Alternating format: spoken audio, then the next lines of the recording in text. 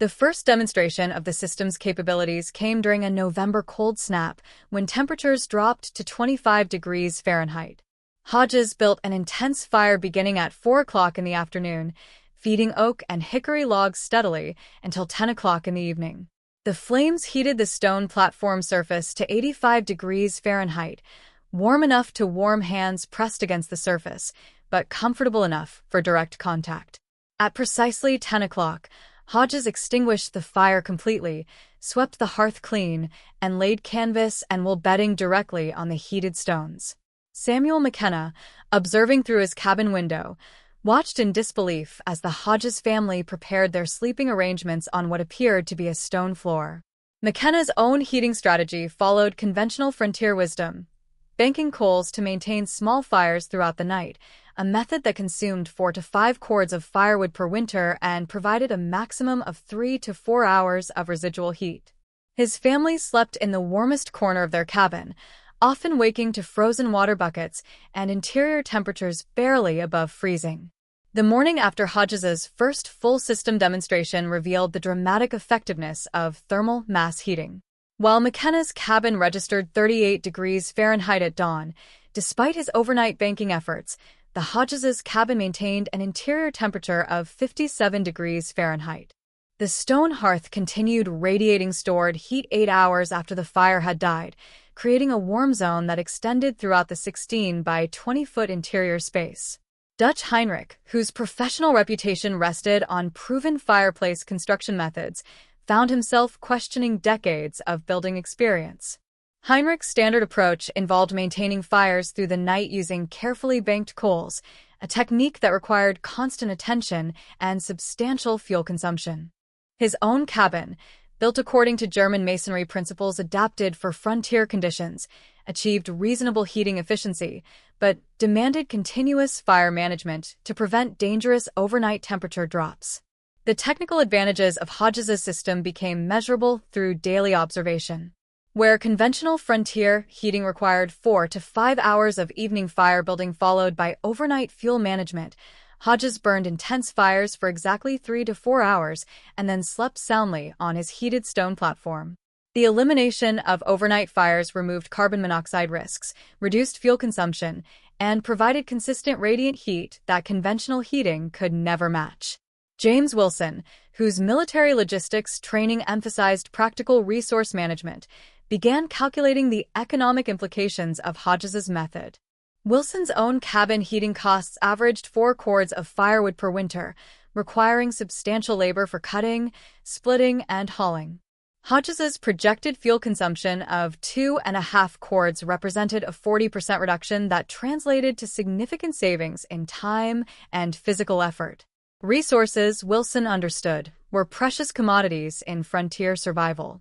The comfort differential between heating systems became apparent to anyone visiting the respective cabins during cold November evenings. Standard frontier cabins featured temperature zones ranging from uncomfortably hot near the fireplace to dangerously cold in distant corners, creating areas where water froze despite continuous fires. Hodges' thermal mass system distributed heat evenly throughout the interior space, maintaining consistent temperatures that eliminated the hot and cold zones plaguing conventional construction. By late November, curiosity began replacing outright skepticism as neighbors observed the practical results of thermal mass heating. McKenna's wife, Martha, noted that she could see steam rising from the Hodges' cabin windows throughout the morning hours, indicating interior warmth that persisted long after their own fires required rebuilding. Heinrich found himself asking technical questions about stone selection criteria, mortar composition for thermal expansion, and fire-building techniques optimized for maximum heat transfer. The knowledge sources behind Hodges' innovation gradually emerged through conversations with interested neighbors. His father, Thomas Hodges, had spent 30 years in the Tennessee mountains experimenting with Cherokee thermal cooking stone techniques observed during trade relationships with Native American communities. German immigrants from Pennsylvania had shared masonry stove principles during their westward migration through the Great Smoky Mountains. William had synthesized these traditional knowledge sources with practical experience gained during harsh Appalachian winters that tested conventional heating methods to their limits. The system refinements Hodges developed through November demonstrated his understanding of thermal dynamics beyond simple heat storage. Fire timing proved critical. Beginning at 4 o'clock in the afternoon allowed maximum heat accumulation before 10 o'clock sleeping time. Wood selection favored hardwoods like oak and hickory that burned at high temperatures for sustained periods. Stone arrangement required careful positioning to ensure even heat distribution across the platform surface. Bedding adaptation involved canvas and wool layers that provided comfort while allowing heat transfer from stones to sleeping bodies. Core skeptics maintain their positions despite mounting evidence of the system's effectiveness. "It's been a mild winter so far," McKenna insisted to anyone willing to listen. "Wait until real cold hits." Heinrich acknowledged the apparent success, but questioned whether the complex system would prove reliable during extended severe weather. Wilson wondered if the method would scale beyond a single family's needs or prove adaptable to different cabin sizes and orientations. Yet, the measurable results spoke with a mathematical precision that skepticism could not dismiss. By December 1st, Hodges's firewood consumption registered 50% below the settlement average. His family reported the warmest nights of their frontier experience. They suffered none of the respiratory issues common with smoky overnight fires that plagued their neighbors.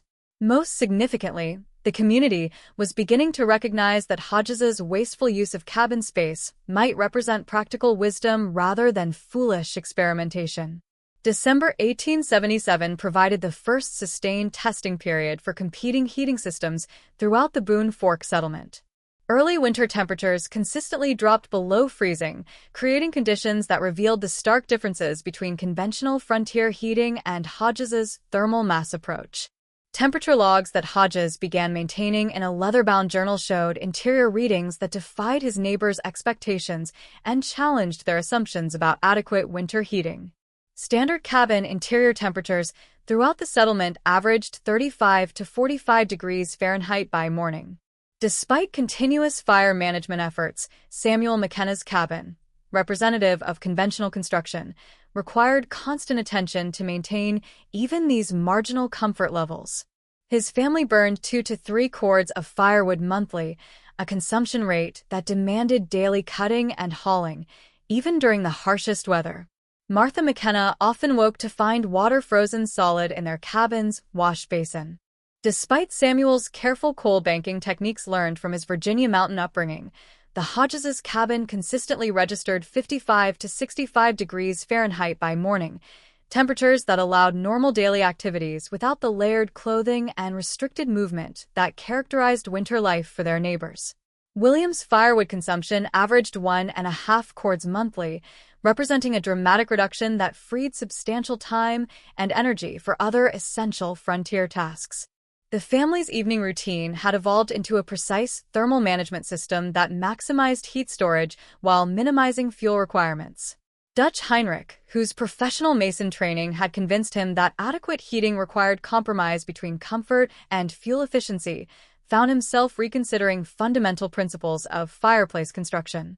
Heinrich's own cabin achieved reasonable heating through methods that balanced German masonry traditions with frontier material constraints. His family maintained interior temperatures in the low 40s through careful fire management, but the constant attention required for overnight heating left him questioning whether there might be superior approaches he had never considered. The growing interest among neighbors led to informal technical discussions that revealed the depth of traditional knowledge underlying Hodges's innovations. William freely shared information about his Cherokee-inspired stone heating techniques, explaining how Native American communities had used thermal cooking stones to store and release heat for food preparation and shelter warming. These methods, observed during his childhood in eastern Tennessee, demonstrated principles of heat storage that European frontier traditions had largely ignored.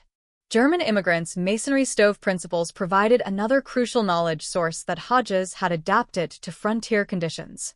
Pennsylvania settlers moving westward through the Great Smoky Mountains had shared techniques for constructing thermal mass heating systems designed for sustained heat output rather than immediate warming. These methods required larger initial investments in materials and construction time, but delivered superior long-term efficiency and comfort. The third knowledge source came directly from William's father, Thomas Hodges, whose 30 years of experimentation in the Tennessee mountains had systematically tested various heat storage approaches during particularly harsh winters of the 1840s and 1850s. Thomas had documented methods for heating stone beds that provided all-night warmth without fire maintenance, techniques that William had learned through hands-on demonstration rather than theoretical explanation. Several neighbors began asking increasingly detailed technical questions that indicated serious consideration of adopting similar systems. McKenna inquired about stone selection criteria, specifically wanting to know how to identify sandstone with optimal thermal mass properties. Heinrich asked about mortar composition that could withstand the thermal expansion cycles created by repeated heating and cooling of massive stone platforms. Wilson questioned optimal fire-building techniques that would maximize heat transfer efficiency while minimizing fuel consumption. Safety considerations emerged as a primary concern among potential adopters. The concept of sleeping directly on heated stones raised questions about burn risks and temperature regulation that conventional frontier heating had never required addressing. Hodges demonstrated his safety protocols, showing how canvas and wool bedding layers provided comfortable insulation while allowing beneficial heat transfer.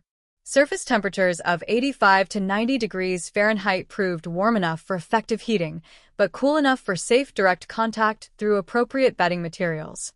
The doubters maintained their skepticism with arguments that winter's true test had not yet arrived. All that stone will just draw heat away from the living space, McKenna insisted, despite evidence suggesting exactly the opposite effect. One good blizzard, and we'll see who's built for survival, echoed Heinrich, whose professional reputation required defending conventional methods until overwhelming proof demanded reconsideration. Wilson worried that the complex system might fail during extreme conditions when reliable heating became a matter of life and death rather than mere comfort. Throughout December, Hodges continued refining his operational techniques based on daily temperature monitoring and fuel consumption tracking. Fire timing proved critical, beginning at 4 o'clock in the afternoon and maintaining intense flames until 6 o'clock created optimal stone heating without excessive fuel consumption. Wood selection favored oak and hickory for their high-temperature burning characteristics and sustained heat output.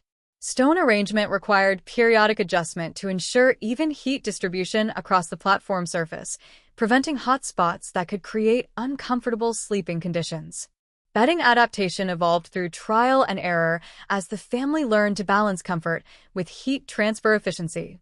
Canvas provided a durable base material that withstood direct stone contact while allowing heat conduction. Wool layers offered insulation that could be adjusted based on stone temperature and ambient air conditions. The combination created a sleeping system that captured maximum benefit from stored thermal energy while maintaining comfort throughout the night. The measurable results by year's end painted a compelling picture of thermal mass heating superiority. Hodges's family's firewood consumption registered 50% below the settlement average, translating to significant savings in labor and material costs. Sleeping comfort exceeded anything the family had experienced during previous frontier winters. Health benefits included the elimination of respiratory issues commonly associated with smoky overnight fires that other families endured. Most importantly, community confidence in the method grew as neighbors observed consistent performance through December's varied weather conditions. James Wilson, whose military logistics experience had taught him to evaluate systems based on measurable outcomes rather than theoretical arguments, began documenting comparative data that would influence his own construction decisions. The economic advantages of reduced firewood requirements, combined with superior comfort levels and eliminated fire management demands, suggested practical benefits that transcended initial skepticism about unconventional building approaches. January 15, 1878, brought a massive Arctic front that would test every heating system in the Boone Fork settlement beyond its design limits. The mercury plummeted to 18 degrees below zero, the coldest temperature in local memory, and remained there for 6 consecutive days. Sustained sub-zero conditions created a survival crisis that separated theoretical heating adequacy from practical life and death performance. Samuel McKenna burned through his entire monthly firewood allocation in 4 days, desperately feeding his fireplace around the clock in a futile attempt to maintain survivable interior temperatures. His cabin, built according to standard Virginia mountain specifications, could not retain heat against the relentless cold that penetrated chinking, froze mortar joints, and turned glass windows into sheets of ice. Martha McKenna moved the family into their single warmest room, abandoning the rest of their cabin to temperatures that dropped below zero despite continuous fires. Dutch Heinrich's family crowded into their kitchen area, the only space in their cabin where combined fireplace and cooking stove heat could maintain temperatures above freezing. Heinrich's professional masonry work, which had served 40 families adequately through normal winters, proved insufficient against the Arctic assault. Water froze solid inside his cabin within 3 feet of the fireplace, and ice formed on interior walls despite his desperate efforts to maintain heating fires that consumed wood faster than he could split and carry it. James Wilson faced the most serious crisis of his leadership tenure as settlement founder. 3 families abandoned their cabins temporarily, moving in with neighbors whose heating systems offered marginally better survival prospects. Firewood supplies throughout the community reached critically low levels as desperate residents burned furniture, fence posts, and stored lumber in attempts to generate adequate heat. Several cases of frostbite appeared among children and elderly residents, while cold-related respiratory illnesses struck families forced to breathe smoke-filled air from overworked fireplaces, burning green wood, and inappropriate materials. The Hodges' cabin stood as a remarkable contrast to the settlement's suffering.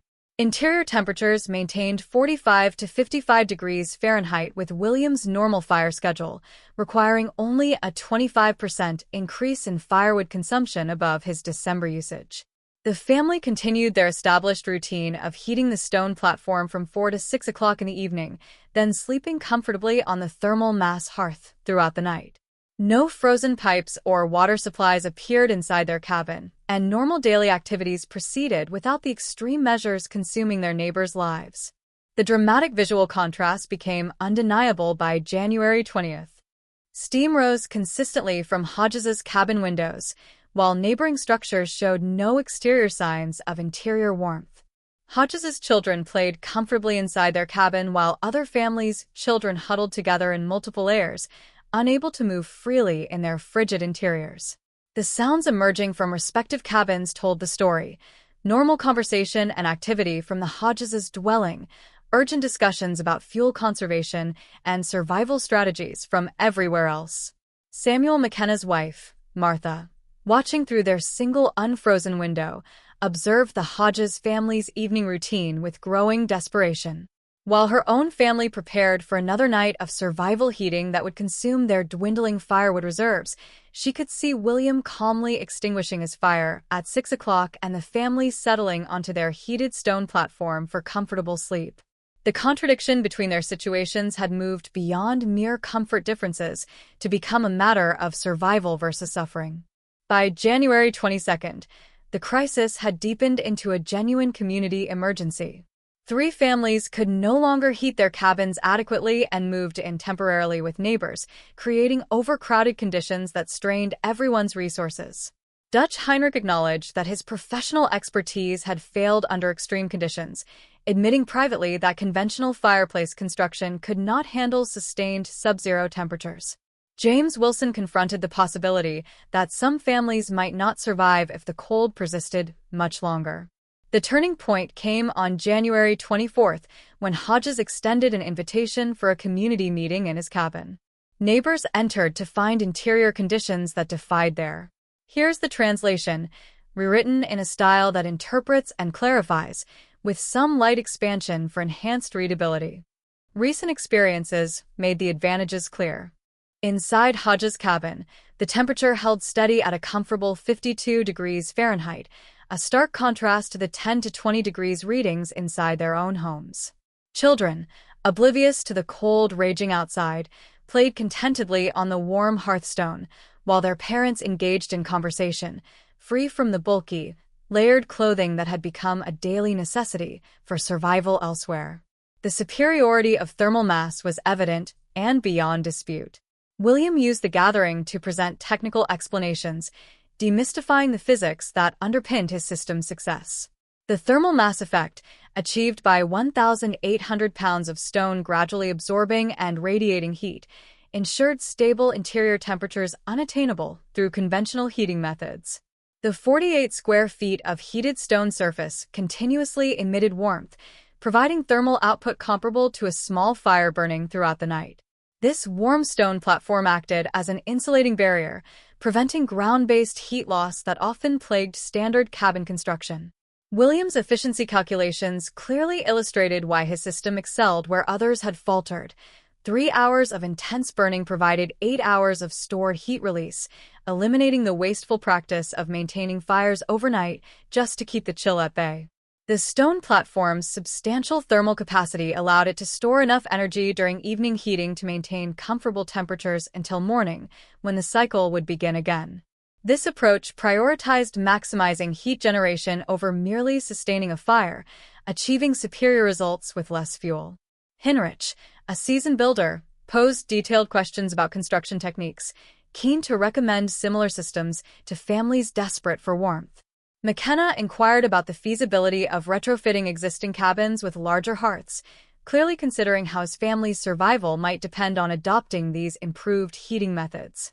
Recognizing the need for reliable heating systems capable of withstanding extreme weather to support broader settlement, Wilson questioned the approach's scalability for widespread community adoption. This community meeting in Hodges's warm cabin marked a watershed moment when theoretical doubt crumbled in the face of practical need. Families who had previously dismissed his methods as wasteful experimentation now faced the harsh reality that conventional frontier heating could fail catastrophically during severe weather. The man they had once called a fool for sacrificing living space for thermal mass construction had, in effect, created the only reliably comfortable shelter in the entire settlement.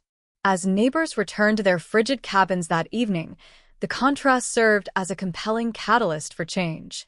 The knowledge that superior heating methods existed, proven under the most demanding conditions, transformed community attitudes from skepticism to a pressing interest in learning techniques that could determine whether they survived the winter or merely endured it. By February 1878, the Boone Fork settlement was undergoing an unprecedented transformation.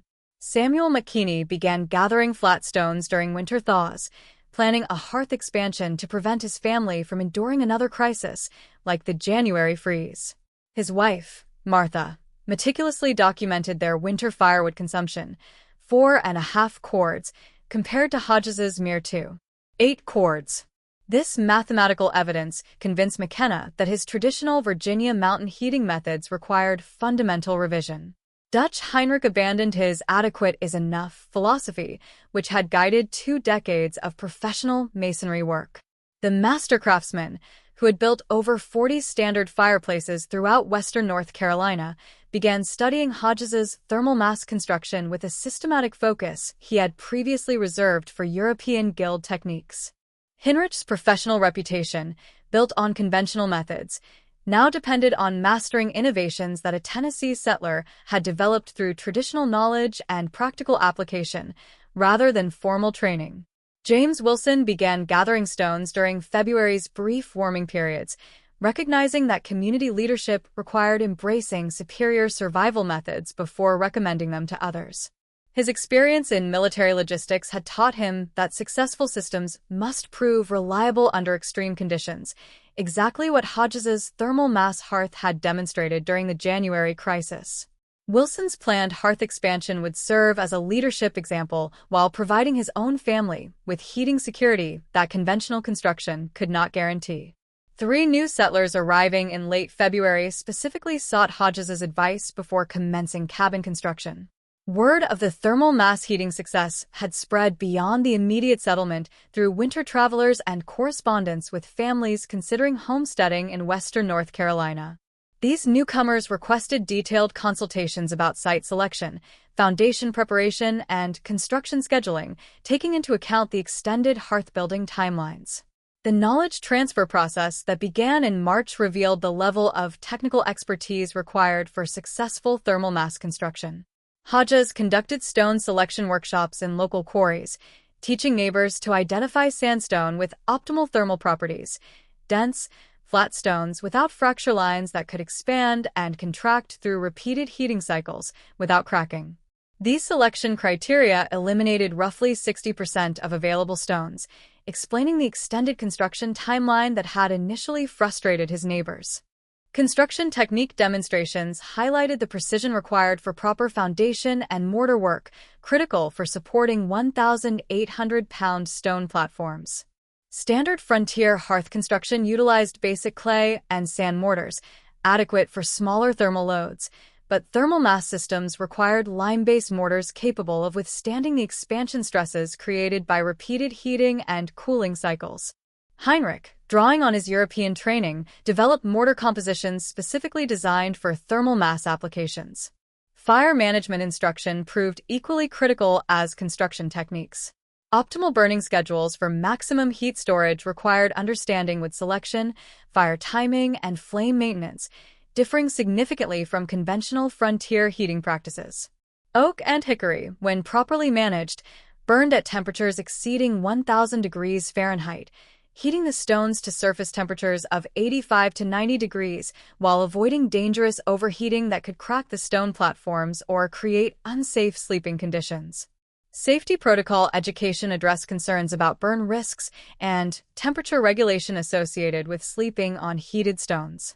Canvas and wool bedding systems required specific layering techniques that balanced comfort with efficient heat transfer. Surface temperature monitoring prevented overheating, while proper bedding arrangement maximized beneficial heat absorption throughout sleeping hours. These techniques, learned through Hodges's trial and error during December and January, shortened the learning curve, reducing the risk of thermal mass heating for inexperienced users. The spring construction boom of 1878 brought unprecedented demand for thermal mass expertise throughout the region. 8 existing cabins underwent hearth expansion projects, requiring partial dismantling of existing fireplaces and reconstruction using thermal mass principles. 4 new cabins incorporated Hodges's hearths from foundation planning through completion, integrating thermal mass requirements into site selection and structural design. The local quarry reported a 300% increase in flat stone demand, requiring expanded operations to serve construction projects throughout western North Carolina. Dutch Heinrich began specializing in thermal mass hearth construction, adapting his European masonry training to meet demand for heating systems that could handle extreme weather conditions. Heinrich's professional transformation from skeptic to advocate enhanced credibility, accelerating community adoption of thermal mass methods. His standardized construction specifications ensured consistent quality while reducing construction time through systematic approaches that other settlers could follow. Measurable winter outcomes from the 1877 to 1878 season provided compelling evidence for thermal mass heating superiority. The Hodges family's total firewood consumption of 2.8 cords compared favorably to the settlement average of 4.5 cords, representing savings of $23 in firewood costs, a significant sum for frontier families operating on minimal cash incomes. Health comparisons showed 0 cold-related illnesses in the Hodges household versus an average of 2.3 incidents per family throughout the settlement. Comfort metrics documented by families throughout the community confirmed that thermal mass heating maintained normal daily activities during the coldest period in local memory, while conventional heating forced activity restrictions and survival-focused behaviors that limited productivity and quality of life. Economic impact calculations showed that reduced firewood requirements freed substantial time and energy for other essential frontier tasks, improving overall homestead efficiency and family welfare. The spreading reputation of thermal mass heating techniques reached beyond the immediate Boone Fork settlement by 1880. Sleeping hearths were documented in 23 mountain communities throughout western North Carolina, indicating widespread adoption of methods that had begun with one man's willingness to challenge conventional frontier building practices. Technical variations developed for different cabin sizes and orientations demonstrated the adaptability of thermal mass principles to diverse construction requirements and family needs. Regional recognition came from building experts and government surveyors who documented the thermal mass heating phenomenon during routine frontier development assessments. Federal territorial reports noted improved cold weather survival rates in communities that had adopted expanded hearth construction, while county records showed reduced firewood consumption averages in areas where thermal mass techniques had gained acceptance. By 1890, visitors to the Boone Fork Valley could easily distinguish between older cabins built according to conventional frontier standards and newer construction incorporating thermal mass heating principles.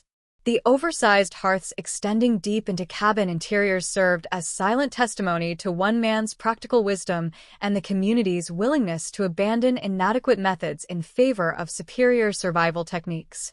William Hodges had proven that understanding natural heat storage was more valuable than blindly following accepted building practices, creating a legacy that transformed frontier heating throughout the Appalachian region for generations. Boone Fork Valley, North Carolina, October 1877. As settlers hurried to finish their cabins before winter's onset, William Hodges was still laboring on his 7 weeks into construction, hauling flat stones up the mountainside. His neighbors deemed it a wasteful endeavor, calling him a fool. He was building a hearth that stretched 6 feet into his cabin, a depth 3 times greater than typical frontier construction. This massive stone platform consumed a quarter of his 16 by 20 feet cabin's floor space, demanding 1,800 pounds of carefully chosen stones. Samuel McKenna, shaking his head, remarked that Hodges's hearth was larger than his entire sleeping area. Dutch Heinrich, a local mason who had built 40 fireplaces in those mountains, declared 2 feet plenty for any family. Settlement leader James Wilson predicted that by February, Hodges would regret sacrificing living space for a stone floor. Then, January 15th arrived, ushering in an Arctic blast that plunged temperatures to 18 below zero, the coldest anyone could remember. 6 straight days below zero tested every heating system in the valley. Standard cabins faltered. Families crammed into single rooms, abandoning the rest of their homes. Water froze solid inside despite roaring fires. But Hodges's family slept comfortably on that massive stone hearth, the heated platform radiating warmth throughout the night, while neighbors burned through entire monthly firewood supplies in just 4 days. What secret did this Tennessee mountain man possess about storing and releasing heat that everyone else had missed? If you appreciate stories of practical wisdom that stood the test of time, subscribe for more documented accounts worth remembering. A comment with your city and time zone. We're interested in seeing where these stories resonate. The autumn of 1877 presented an unusual scene in the Boone Fork Valley of western North Carolina. While seasoned settlers like Samuel McKenna and Dutch Heinrich watched their neighbors complete standard frontier cabins in 3 to 4 weeks, a newcomer from eastern Tennessee was entering his 7th week of construction with no roof in sight. William Hodges, 34 years old and bearing the quiet resolve of a man who had survived the Great Smoky Mountains, continued hauling flat sandstone slabs up the mountainside long after more pragmatic men would have moved on to chinking logs and laying floor planks. The source of community bewilderment centered on Hodges's fireplace hearth, already 18 days into construction with no end in sight. While conventional frontier wisdom dictated hearths extending 18 to 24 inches into cabin interiors, requiring 4 to 6 days of stonework and roughly 400 to 600 pounds of material, Hodges was methodically laying a platform that stretched a full 6 feet deep into his 16 by 20-foot cabin. The math was undeniable. His hearth would consume 120 square feet of interior space, a full 25% of his total floor area. Samuel McKenna, whose own cabin adhered to the standard 2-foot depth that had served Virginia settlers for generations, found himself walking over to observe Hodges's progress with increasing frequency. "That man's building a hearth bigger than my whole sleeping area," he told his wife Martha one evening, shaking his head as he watched Hodges carefully fitting another course of stones. "We could use that cabin space if you ask me." This criticism carried weight in a community where every square foot of interior space could mean the difference between cramped discomfort and adequate living conditions through the long mountain winter. Dutch Heinrich, the settlement's master mason, an immigrant from Germany for 23 years, lent professional credence to the growing skepticism. His credentials were unimpeachable. He'd built over 40 fireplaces throughout the western North Carolina mountains, each following European-trained principles adapted to frontier conditions. His standard design called for hearths extending exactly 24 inches into cabin interiors, a measurement refined through decades of experience balancing heating efficiency with material conservation. "I've built 40 fireplaces in these mountains," Heinrich declared to anyone within earshot. 2 feet is plenty for any family. Hodges is either a fool or has more money than sense. The mathematical implications of Hodges's design became increasingly apparent as October progressed. While Heinrich's standard hearths required approximately 500 pounds of stone, a manageable load for most settlers, Hodges's massive platform demanded 1,800 pounds of carefully selected flat stones. Each stone required individual assessment for thermal properties, structural integrity, and fitting characteristics. This additional 1,300 pounds of material represented 3 to 4 weeks of extra labor, time that other settlers used to complete roofing, chinking, and interior finishing work. Settlement leader James Wilson, a North Carolina native whose Civil War logistics experience had taught him the value of efficient resource allocation, watched Hodges's project with growing concern. Wilson had founded the Boone Fork Settlement in 1874, applying military principles to frontier organization, establish shelter quickly, conserve materials, follow proven methods. Hodges's approach violated every principle of practical frontier construction. Come February, Wilson predicted to the assembled men at the settlement's informal evening gatherings, he'll wish he had more living space and less stone floor. The criticism intensified as neighboring families moved into completed cabins while Hodges continued his meticulous stonework. McKenna's cabin, built according to standard specifications, featured a comfortable hearth extending 20 inches into the interior, surrounded by ample living space for his family of 4. Heinrich's own dwelling showcased professional masonry work, a perfectly proportioned fireplace that heated efficiently without sacrificing interior room. Wilson's cabin demonstrated military precision in its construction timeline, completed in exactly 3 weeks with materials calculated to avoid waste. Yet Hodges persisted with a quiet determination that puzzled his neighbors. When questioned about his methods, he offered only brief explanations that revealed knowledge sources unfamiliar to most frontier builders. "Stone holds heat long after wood stops burning," he told McKenna during one conversation. "A big hearth is like a bank. You deposit heat all evening, withdraw it all night." The analogy seemed reasonable in theory, but the practical reality of sacrificing 25% of cabin interior space for unproven heating benefits struck most settlers as an impractical experiment they couldn't afford. The technical specifications of Hodges's project became a community talking point throughout October. His hearth platform measured exactly 6 feet deep by 8 feet wide, requiring stones fitted with precision to create a level sleeping surface. Unlike conventional hearths built primarily for functional heating, Hodges was constructing what appeared to be an oversized stone bed positioned directly in front of his fireplace opening. The 8-inch thickness of the platform demanded flat sandstone slabs selected for their ability to store and release heat gradually, materials that required extensive searching in local quarries and creek beds. As November approached and the first frost warnings appeared in the morning valleys, the contrast between Hodges's unfinished cabin and his neighbors' completed dwellings became increasingly stark. McKenna had already begun seasoning firewood and testing his heating system during cold snaps. Heinrich was fine-tuning his chimney draft and checking mortar joints for winter readiness.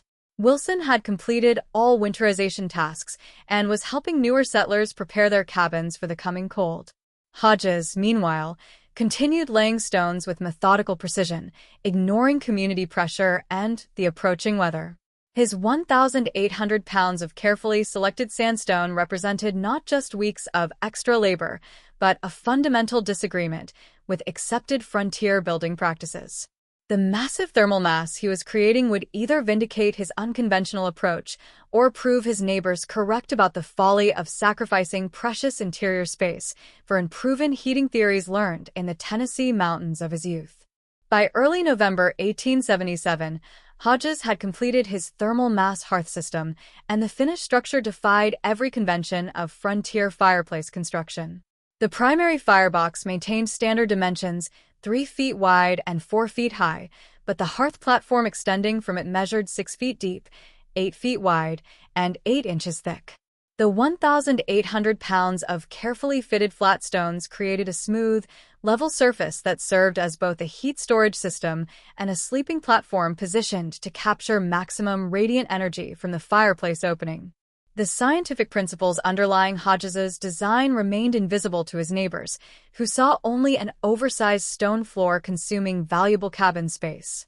Stone absorbs heat at approximately 0.2 British thermal units, BTUs, per pound per degree Fahrenheit, meaning Hodges's 1,800 pounds hearth could theoretically store over 10,000 BTUs when heated from 50 degrees to 80 degrees Fahrenheit. This stored energy represented enough heat to warm his cabin for 6 to 8 hours without additional fuel, a thermal battery that conventional frontier hearths could never match.